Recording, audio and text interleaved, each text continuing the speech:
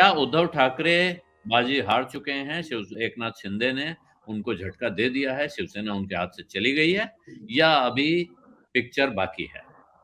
निश्चित तौर पे आलोक जी, कागज पे तो शिवसेना उनके हाथ से चली गई है और इस बात को उद्धव ठाकरे को जितनी जल्दी मान ले उतना बेहतर है और अगली रणनीति पे जाए। इस बात की लड़ाई का कोई मतलब नहीं है कि शिवसेना मेरी थी या तेरी थी। जो शरद पवार ने सलाह दी शायद वो ज्यादा बेहतर है, लेकिन उनको जो गलत, जो शायद कोई सलाह नहीं दे पा रहा है या वो समझ नहीं पा रहे हैं, उनको बिल्कुल ममता बनर्जी के रास्ते पर चलना होगा और इसको राष्ट्रीय बीजेपी बनाम खुद की मतलब जो पुरानी शिवसेना वो प्रश्न बनाना पड़ेगा। जबकि अभी वो बार बार हमला सिर्फ एकनाथ शिंदे पे कर रहे हैं। वो समझ नहीं रहे कि क्षेत्रीय लड़ाई से वो नहीं जीतेंगे।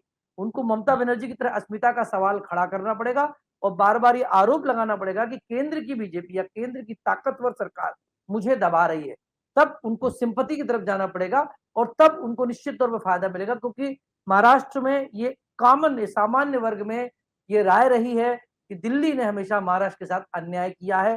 दिल्ली ने कभी देश को महाराष्ट्र ने कभी देश को प्रधानमंत्री नहीं दिया। मोरारजी देसाई जरूर थे, लेकिन वो पुराने महाराष्ट्र के एक तरीके थे और ना ही महाराष्ट्र को कभी बहुत बड़े पदों पर जाने दिया। महाराष्ट्र के साथ अन्याय हुआ। ये सामान्य मराठा के जो नेता हैं, ये सामान्य महाराष्ट्र का जो वर्ग उसमें है, ये राजनीति पर जाना पड़ेगा। लेकिन अभी की स्थिति यह है कि उद्धव ठाकरे को अब कानूनी लड़ाई ठीक ढंग से लड़नी पड़ेगी।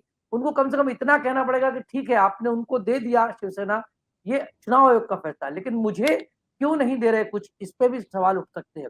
दूसरा सवाल चुनाव आयोग के तर्कों पर उठ सकते हैं, जिस बारे में लीगल राय आएगी, जिस पे शायद थोड़ा कहना जल्दबाजी होगी।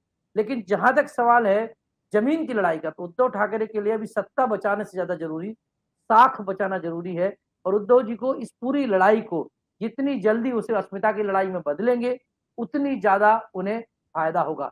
यदि वो लेट करते जाएंगे और एकनाथ शिंदे बनाम करते रहेंगे तो कंफ्यूजन है, क्योंकि बहुत सारे लोग शिवसैनिक एक दूसरे को जानते हुए एक दूसरे के खिलाफ नहीं बोलते। हाँ, लेकिन उनको ये कहा जाए कि बीजेपी के खिलाफ बोलो, तुरंत बोलने तैयार हो जाएंगे। यही वजह है, इस अंतर को उनको समझना पड़ेगा और अपनी लड़ाई का गोल शिफ्ट करना पड़ेगा, बिल्कुल ममता बनर्जी की तरह। जो ममता बनर्जी ने कहा था कि मुझे टारगेट किया मतलब बंगाली जनता को टारगेट, ये लड़ाई पे उद्धव ठाकरे को आना पड़ेगा। यदि वो आते हैं तब फायदा होगा। लेकिन दूसरी सबसे महत्वपूर्ण लड़ाई अभी मुंबई बीएमसी की बाकी है, जो जहां तक मेरी जानकारी अब भी बीजेपी खुद भी आश्वस्त नहीं है कि मुंबई में अच्छे बहुमत से आएगी। इसलिए मुंबई के चुनाव लगातार टल रहे हैं। मुंबई के चुनाव ही तय करेंगे। यदि शिवसेना मुंबई के चुनाव जीत गई तो निश्चित तौर पर राज्य में उनकी जमीन बची रहेगी, अन्यथा बहुत मुश्किल होगा। सत्य हिंदी का ऐप डाउनलोड करें गूगल प्ले स्टोर पर।